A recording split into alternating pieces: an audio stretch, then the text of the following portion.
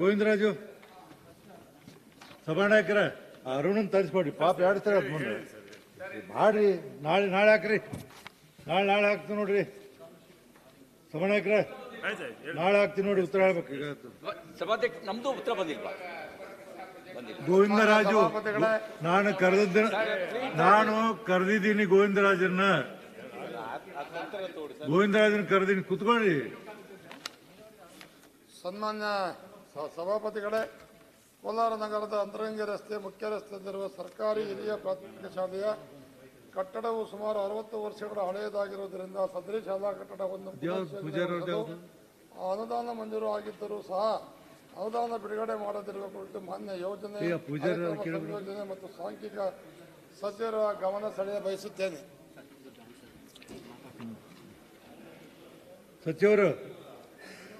ಸಚಿವರ ಎದ್ದೀರಾ? ಕಾಣಲು ಕುಂತಂಗ ಕಾಣುತ್ತದೆ.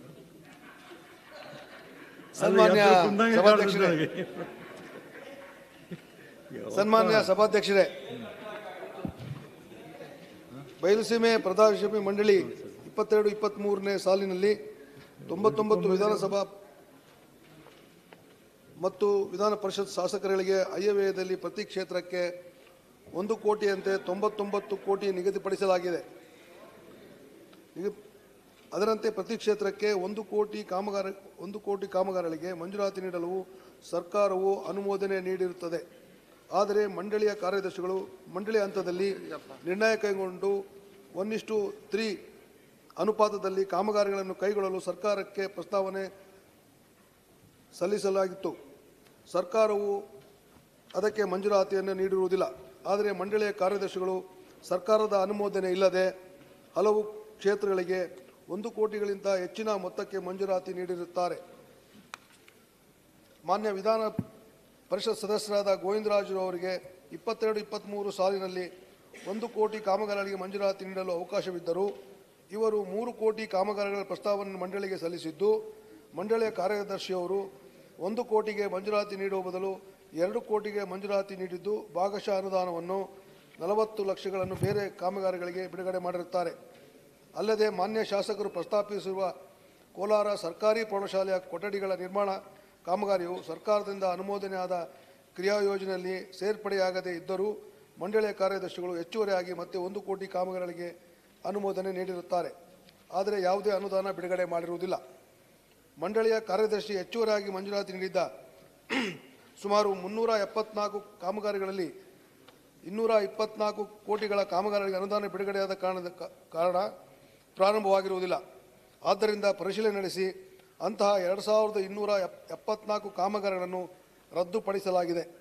ರದ್ದುಪಡಿಸಿರುವ ಕಾಮಗಾರಿಗಳ ಪಟ್ಟಿಯಲ್ಲಿ ಮಾನ್ಯ ಗೋವಿಂದರಾಜು ಅವರು ಪ್ರಸ್ತಾಪಿಸಿರುವ ಕೋಲಾರ ಸರ್ಕಾರಿ ಪ್ರೌಢಶಾಲೆಯ ಕೊಠಡಿಗಳ ನಿರ್ಮಾಣ ಕಾಮಗಾರಿಯು ಸೇರ್ಪಡೆಗೊಂಡಿರುತ್ತದೆ. ಆದ್ದರಿಂದ ಸದರಿ ಕಾಮಗಾರಿಗೆ ಮಂಜೂರಾತಿ ನೀಡಲು ಅವಕಾಶವಿರುವುದಿಲ್ಲ. 23-24 ಸಾಲಿನಲ್ಲಿ ಬಯಲುಸೀಮೆ ಪ್ರದೇಶ ಮಂಡಳಿಯಲ್ಲಿ ಅಬ್ಬವಿರುವ ಅನುದಾನ ಬಿಡಿ. ಏನು ಓದೋದು ಬೇಡ, ಕೇಳಿ ಪ್ರಶ್ನೆ ಕೇಳಿ. ಸಭಾಪತಿಗಳೇ, ಮಂತ್ರಿಗಳು ಹೇಳಿದ್ರು ನಾನು 3 ಕೋಟಿಗೆ ಕ್ರಿಯಾ ಯೋಜನೆ ಕೊಟ್ಟಿದ್ದೀನಿ ಅಂತ. 3 ಕೋಟಿಗೆ ಕ್ರಿಯಾ ಯೋಜನೆ ಕೊಟ್ಟಿರೋದಿಲ್ಲ. 1 ನಿಮಿಷ ಸರ್. ನನಗೆ 1 ಕೋಟಿ ರೂಪಾಯಿಗೆ ಇದು ಎಲ್ಲರಿಗೂ ಕೊಟ್ಟಾಗೆ ಕ್ರಿಯಾ ಯೋಜನೆಗೆ 1 ಕೋಟಿಗೆ ಕ್ರಿಯಾ ಯೋಜನೆ ಕೊಡಿ ಅಂತ ಕೇಳಿದರು. ಮತ್ತು ಈ ಬಯಲುಸೀಮೆ ಅಭಿವೃದ್ಧಿ ಮಂಡಳಿ ಸೆಕ್ರೆಟರಿ ಅವರೇ ಫೋನ್ ಮಾಡಿ ನಮ್ಮಲ್ಲಿ ಹಣ ಇದೆ, ಯಾವ್ದಾದ್ರು ಈ ಸರ್ಕಾರಿ ಶಾಲೆಗಳಿಗೆ ಅದನ್ನು ನೀವು ಕರಡ ಕಟ್ಟೋ ಹಾಗಿದ್ರೆ 1 ಕೋಟಿ ರೂಪಾಯಿಗೆ ನೀವು ಕ್ರಿಯಾ ಯೋಜನೆ ಕೊಡಿ ಅಂತ ಕೇಳಿದಂಥ ಸಮಯದಲ್ಲಿ ಕೋಲಾರ ನಾನು ಓದಿದಂಥ ಇದು ಸರ್ಕಾರಿ ಪ್ರೌಢಶಾಲೆ ಅದೆಲ್ಲ ಫೋಟೋಗಳೆಲ್ಲ ಹಾಕಿ ನಮ್ಮ ಮಂತ್ರಿಗಳು ಸಹ ಕೊಟ್ಟಿದ್ದೀನಿ ಸಭಾಪತಿಗಳೇ. ಅದು ಕೋಲಾರ ನಗರದ ಮಧ್ಯಭಾಗದಲ್ಲಿ ಅಲ್ಪಸಂಖ್ಯಾತರೇ ಹೆಚ್ಚಾಗಿ ಇರುವಂಥ ಒಂದು ಏರಿಯಾದಲ್ಲಿ ಆ ಶಾಲೆ ಇದೆ. ಅದೆಲ್ಲ ಬಿತ್ತೋಗೋ ಹಂತದಲ್ಲಿರೋದ್ರಿಂದ ಅದಕ್ಕೆ ಕ್ರಿಯಾ ಯೋಜನೆಯನ್ನು ತಯಾರು ಮಾಡಿ ನಾನು ಅವರಿಗೆ ಸಲ್ಲಿಕೆ ಮಾಡಿದಂಥ ಸಮಯದಲ್ಲಿ 2/11/2022ರಲ್ಲಿ ಸೆಕ್ರೆಟರಿ ಅವರು 1 ಕೋಟಿ ರೂಪಾಯಿಗೆ ನಮಗೆ ಕ್ರಿಯಾ ಯೋಜನೆ ಕೇಳಿದರು. 8 ರೂಮ್ಗಳನ್ನು ಡೆಮಾಲಿಷನ್ ಮಾಡಿ